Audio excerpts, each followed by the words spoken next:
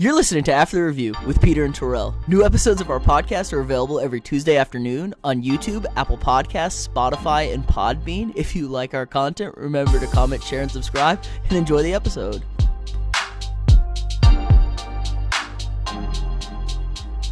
What's up, ladies and gentlemen? This is After Review with Peter and Terrell. I'm your host, Peter. Terrell was abducted by aliens this week, so with us, again, just this week, is Matt. What's up, Matt? Hey, what's going on, Pete, man? Glad to be here.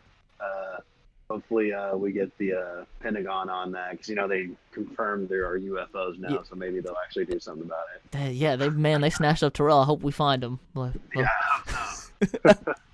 All right, let's dive right into this. Big news, your Dallas Cowboys. Jerry's stirring the pot a little bit. They signed the Red Rocket, Andy Dalton, the Ginger. How do you feel about this? Yeah, man, they signed, I think Coward calls them the beige water pistol. Beige water pistol, yup. The red, because J.J. Watt called him the squirt gun, or the red squirt gun? Yeah, something like that. Yeah, man, you know, I think he's automatically the best backup in the league, right? I mean, him or I'm trying to think, Jameis maybe. Yeah, but you're right, Jameis. I mean, he's up there. He's an elite backup. So, especially I think it's kind of insurance if Dak decides he wants to sit out or not. I'm hoping not. Of course, this could have the negative effect. You know, that could make him Dak kind of feel like he's not welcome or something. But, you know, who knows? Kind of trust McCarthy a little bit, give him a little trust their way, and you'll see what happens. I don't know, man. It's a thing. It's definitely a thing. Andy Dalton, good backup. Your team is good, so if Dak gets hurt, say something, you can plug Andy Dalton in and still be more than serviceable. Can definitely win games. You know, you're not going to miss the playoffs like in 2015 when Romo went down. No backup had like the worst record in the league, Right. But I don't know. I mean, Dak's not McCarthy's guy. Maybe McCarthy wants an Andy Dalton type to be his quarterback. Who knows what that is? Yeah, kind of like what's going on in Green Bay. You know, it kind of feels like, LaFleur's saying Rodgers isn't my guy, that type of thing. But, man, I really think this deal for Dak is a prove-it deal. I think I said that a couple weeks ago. Like, we drafted C.D. Lamb. We got an elite wide receiver core, a serviceable tight end, and a top 3 or 4 running back. So, and a top 2 or 3 offensive line too, right? Yeah. So this is it. Yep. Yeah, there's no excuse. I mean, I get the defense probably isn't as elite as it should be, but you should 100% score points. You should, yeah, you know what I mean? So, I get it. I love the move. Terrell texted me before he got abducted about Jerry stirring the pot, and I was like, I love it. He's calling out Dak on his bullshit. You're okay. You want to sit out? They offered Dak a pretty good deal. They offered him around $30 million, I think. It was, which is more than fair. Yeah, more than fair. I know he wants to get paid more than Carson Wentz, more than Jared Goff. Jared Goff's restructuring his contract because it's not a great contract now, so we can have pieces around him. We can argue semantics, who's better, whatnot. Right. He was going to be paid top tier franchise quarterback money, not just serviceable guy money. It was like, you're our guy. He turned it down.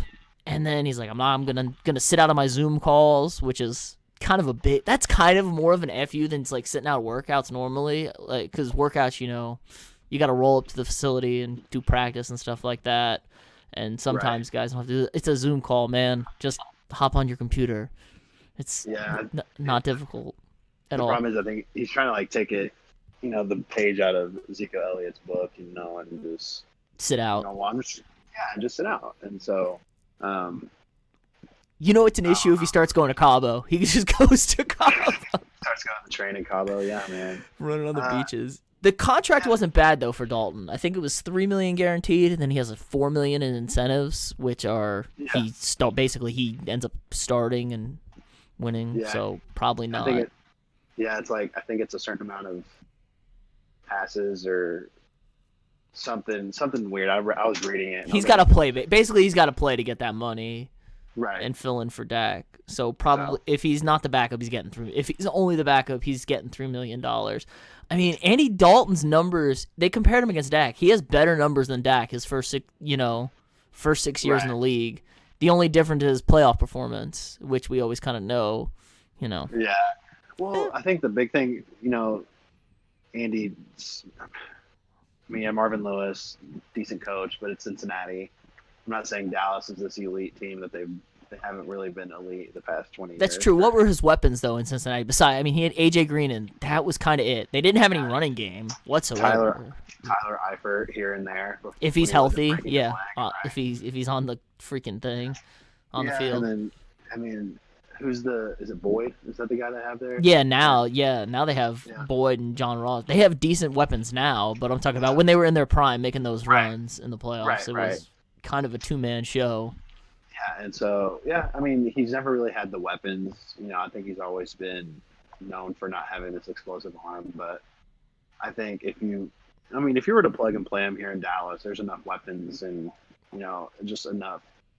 I would think it gives you it would put you in the driver's seat to really push for that division because Andy can get you probably 28 to 35 points every week. Now, he's not winning you any big games, and you worry about the playoff issue putting you over the hump because at least I've seen Dak in big spots. I don't know. Not recently, but I don't know. I've seen Dak perform in big spots. And I think, for sure. And I think another reason for signing Andy Dalton, not necessarily for, or not only for, look who we have here, Dak, if you don't sign, but it's also maybe it'll push Dak to be that much better in the season. And hopefully he doesn't, go the opposite direction that and fold. You want him to compete. You want to bring out that fire in him. Right, and I'm pretty sure he has that fire, and so I would hope that he would want to prove it to the Dallas Cowboys. Like, look, I deserve this $35 million a year, or how about I just go win a couple playoff games this year, or I win 10, 11, 12 games this year. Who knows? I know. The only real issue I have with it, and it has to do with Cowboy fans. Right. Drop a couple games early. The schedule comes out Thursday. We can get into that. Everybody should be hyped about that. Maybe you have a tough start to the schedule. You drop a game here. You drop a game there. You're sitting at like 2-2. Do we start hearing some chirping for Andy Dalton? It gets into one of those things, and I feel like Cowboy. If anybody's gonna do it, it would be Cowboy fans. Just no offense, it would just be like, put in Dalton. We're gonna win. Yeah, there's a lot of fans out there who, unfortunately, they think they know more than coaches or general managers or scouts or whatnot. And so you get into that issue of where guys insist that, well, Andy Dalton has to be better because, he'd win, right? And, people don't know. And, and I could foresee that for sure being an issue. I would hope that,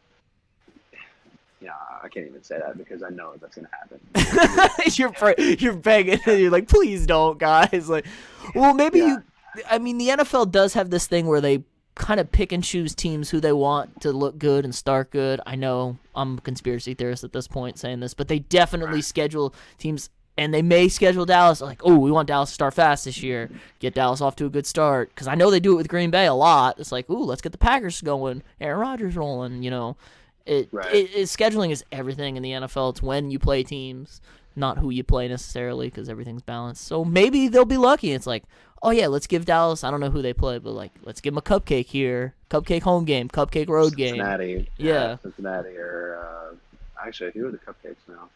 Cincinnati. Yeah, somebody. The Redskins. Give them the Redskins week 1 in Washington or week 2 in Washington, like a cupcake road game. Yeah, somebody easy.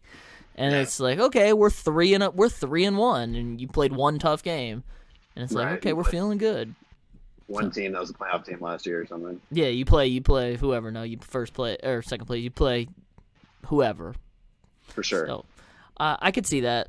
But all right, let's talk the schedule because the NFL did announce schedule's coming out Thursday night at 7. It's all we all care about now because we need sports We need sports desperately.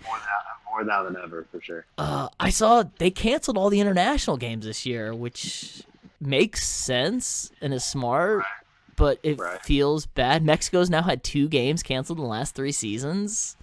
Yeah, it hurts because it feels like every year they're pushing to grow the NFL. More games in London. It feels like they really want to put a team in London and have somebody play 8 games at home and then 8 games on the road or whatever, mix and match, or like 4-4-4. I've heard they want to do, and this kind of sets that back a little bit, I would think.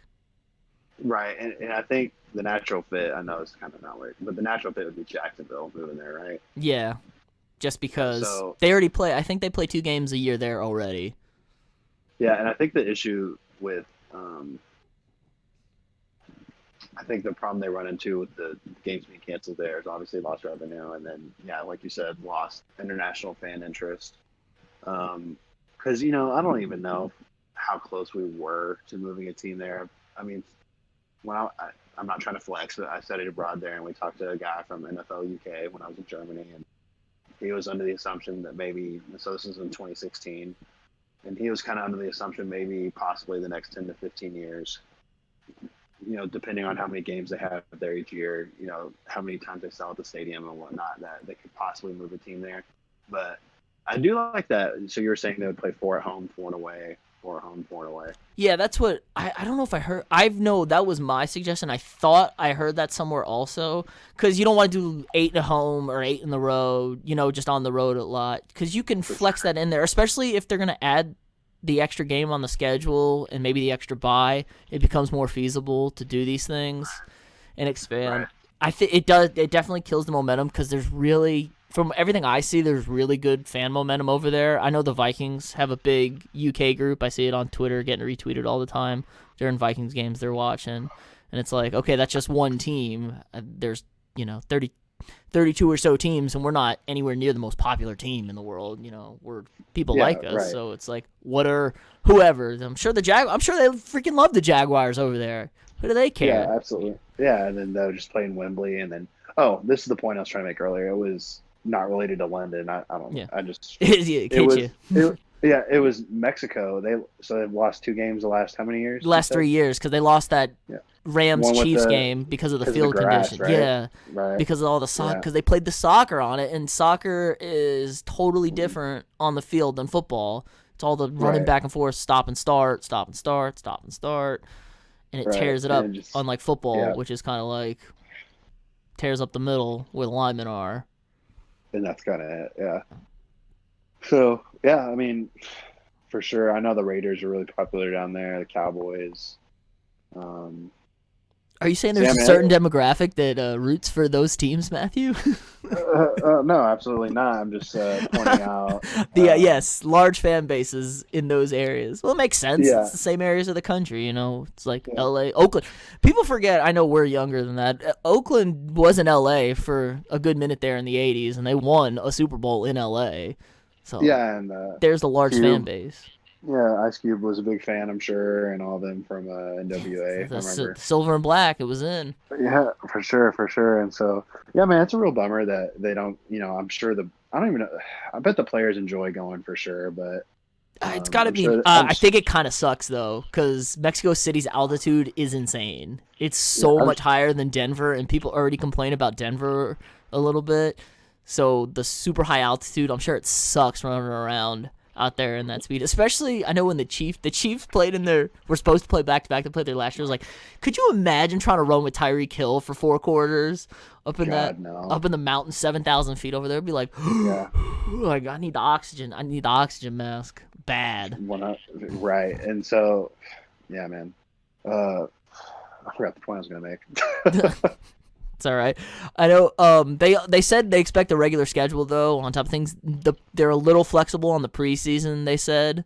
So I get that. I'm okay with that. Yeah, you play 2 preseason games.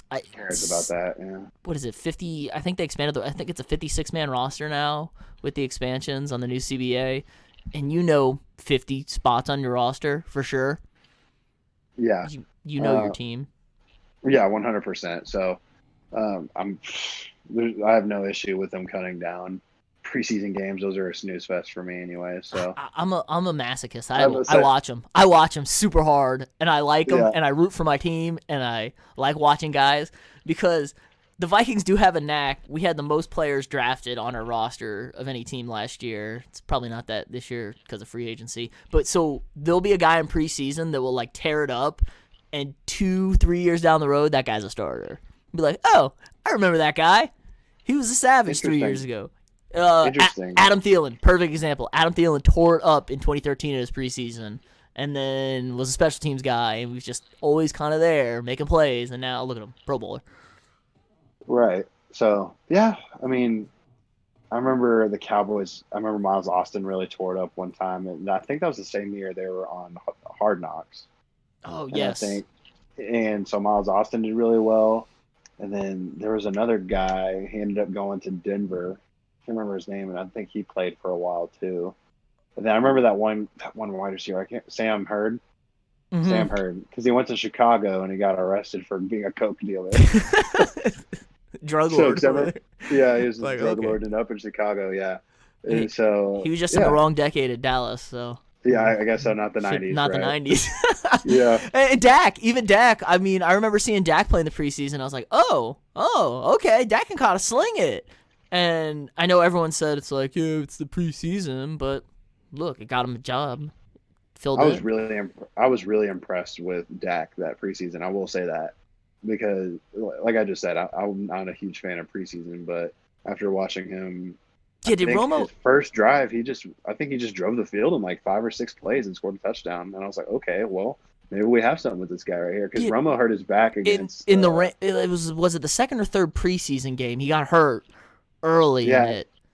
Some guy dove on him, right? But it was typical Romo running around outside the pocket, trying to make a circus play. Just being an idiot in a preseason game. For sure.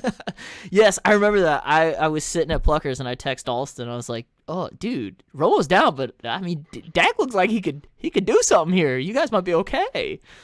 And he was like, I remember. Dude, I like it. It's funny to watch Dak's progression on his throwing motion through his career already. Have you ever seen one of those videos before? No, does he look like Tim Tebow at first?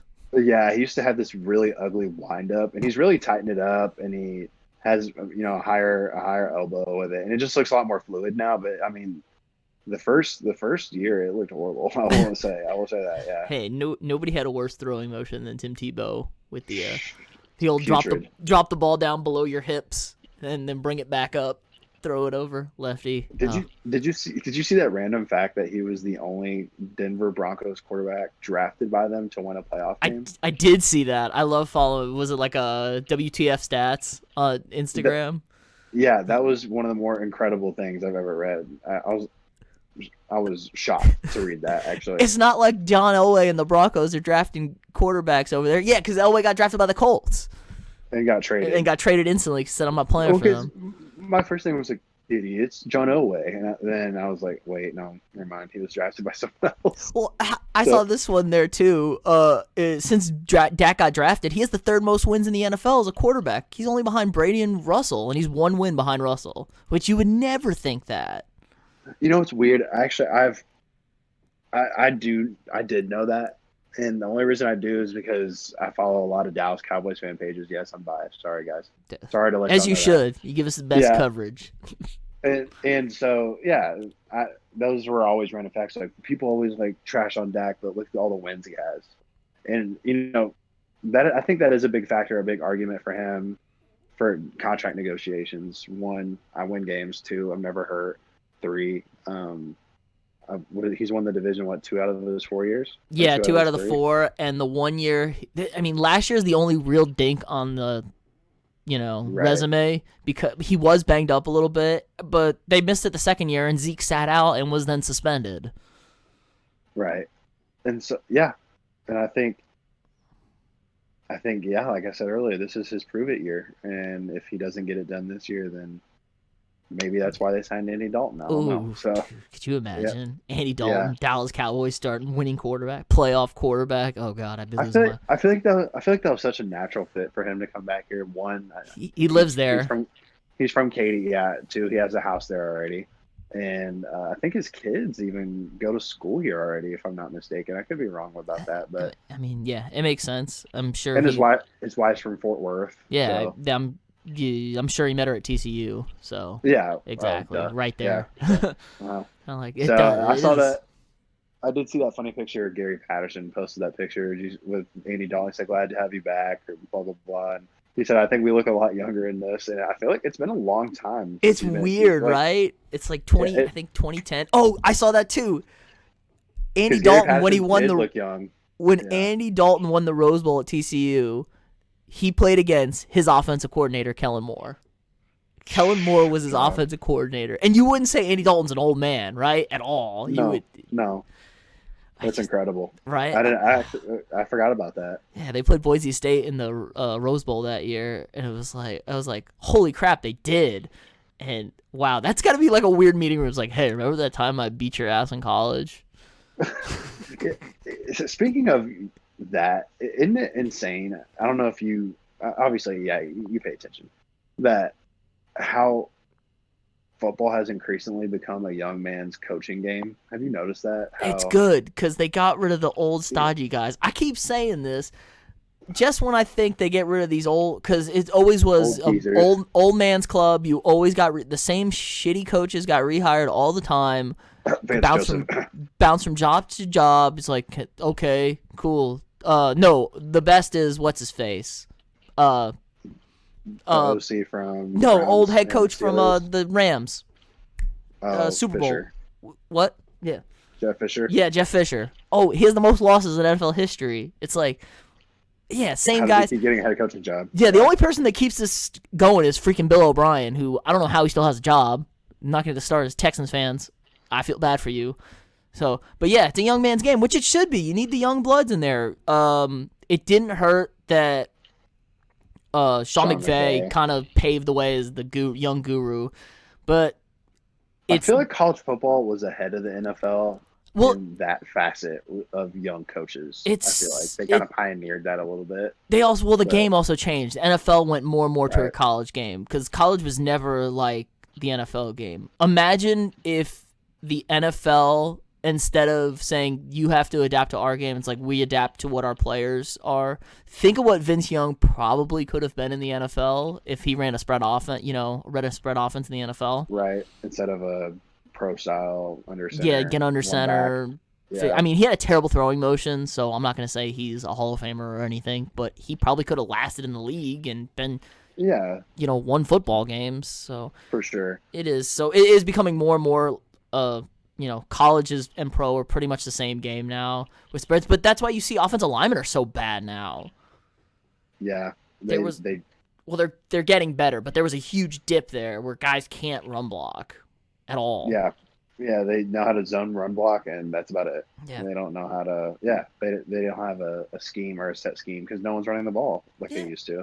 And you play in one conference. I mean, the freaking Big 12, you're running 8,000 plays in a freaking game. Baylor just, 85 snaps on offense, no problem. That's the first half for us. It's like, Jesus, how do you get, when one of your Power 5 conferences, you get no offensive guys that can run block, and you get defensive linemen that are just like, what am I going to do here? I'm just dead. Yeah, and I think you're right. I think the only kind of good linemen that come out of college are tackles generally. And generally because you got to pass protection. And it's generally the first round. And then after that, you kind of have a bunch of just bullshit thrown in there. It's just guys who are A, projects, B, out of shape, or 3. You might find, you're finding it's getting better than what it used to be. A lot of Big Ten guys. Yeah. A lot of Big Ten guys, though, because they still kind of run the football up there when it gets cold. You got to smash. Find yourself play smash mouth. Good Wisconsin lineman, Ohio State, and then sometimes Michigan, I guess. Oh, I know. God forbid you say anything positive about Michigan. Okay, hold on. Can we? So I was listening to Mel Kiper and Todd McShay's podcast today. On the way to work, and Mel Kiper, I couldn't believe he said this. He goes, I don't think Shea Patterson was that bad of a quarterback. Shea Patterson had one good game in his entire college career, and it was against shitty Kyler Murray at A&M, and he torched our ass. And everyone's like, he's the next Johnny. He's a 5-star. He's going to be a stud. That's the only good game I've ever seen that man play in his college career.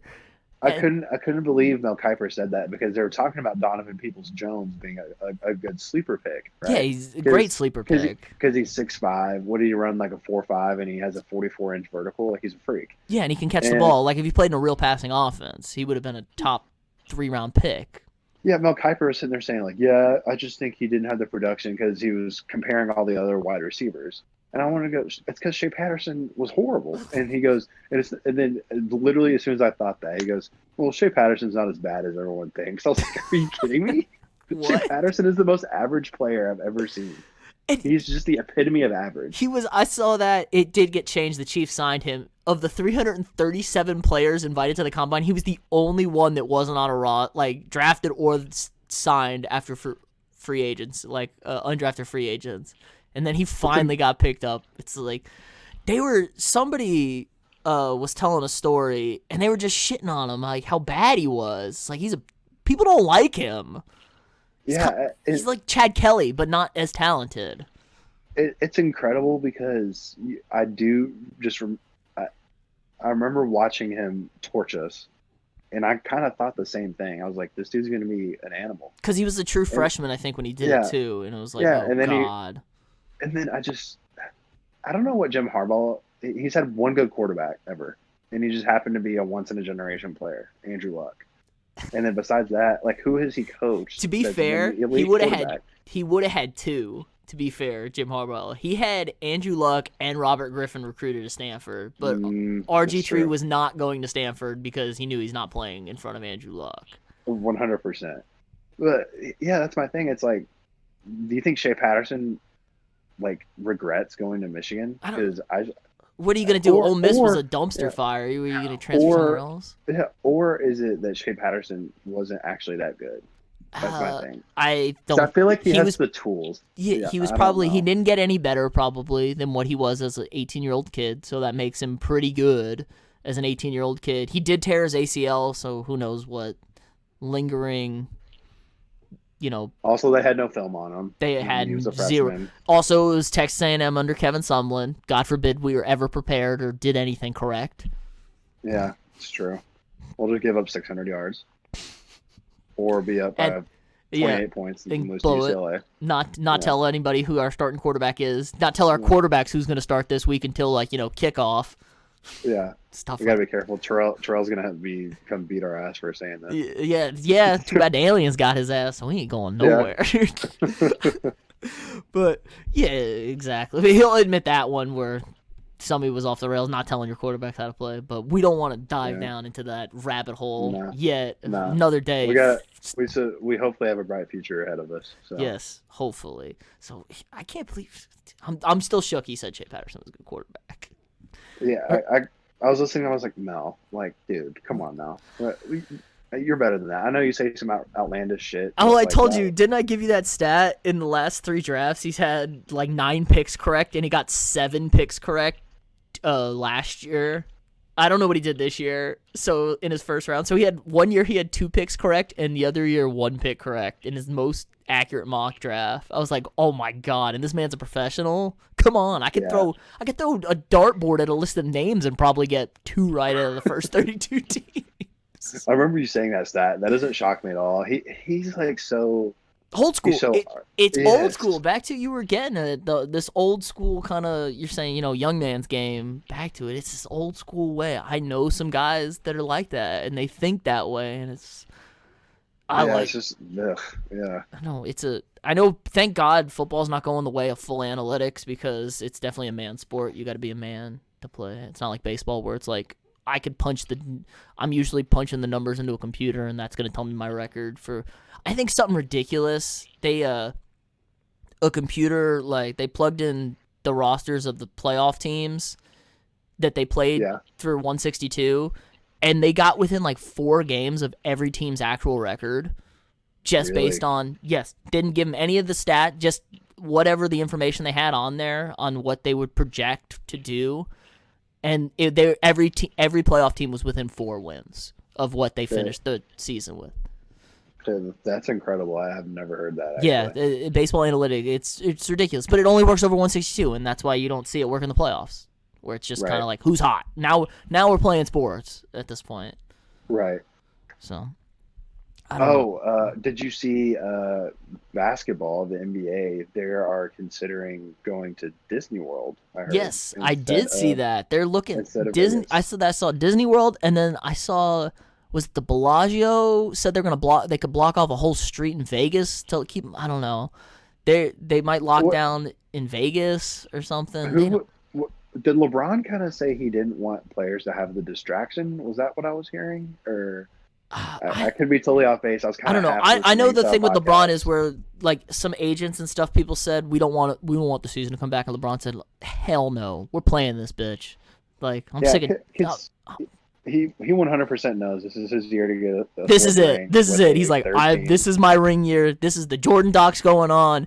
I'm gonna reestablish myself. I am this guy. I'm winning with the Lakers. Be 3 rings with 3 different teams, and a team that he's getting old. He's getting old. And yeah, because the Warriors will be back healthy again. The Clippers should be better theoretically, and then he's a 1 year. He's 1 year older. The team is 1 year older. I mean, Giannis ain't getting any worse at basketball either. At some point, Giannis is going to take over this thing. Luka and KP are there for another year together. I mean, who knows with that? And then I heard an interesting thing. Okay. Who said it? It was about Luka and Zion and how Luka is never going to lead Dallas to a title. Somebody said, and it's interesting because he's just the way Luka plays. He's kind of like he's just a numbers guy, and Zion's the LeBron James transcendent type where it's like, I just win us a championship. Like, I'm going to do whatever it takes to win. I forget who they compared Luka to. It was somebody just, I don't know, but I thought it was very interesting. I'm like, but Dallas is winning a lot of basketball games compared to what they've been doing since they got Luka. Right. So I don't know. I think Dallas throws one more piece in there. I think they have not this year, next year, probably the following year should be a contender. So I guess you got to see it in the playoffs what Luka's leadership skills are. I guess in a game, like I'm gonna go take over a game. Can I go? Because he's 20. Is he 21? Yeah, 21. He's super. I mean, all these guys are super young. It's not like they come in the old. league so young, right? And it's about to get younger since it's about to be none and done. Speaking of basketball, I really need to watch.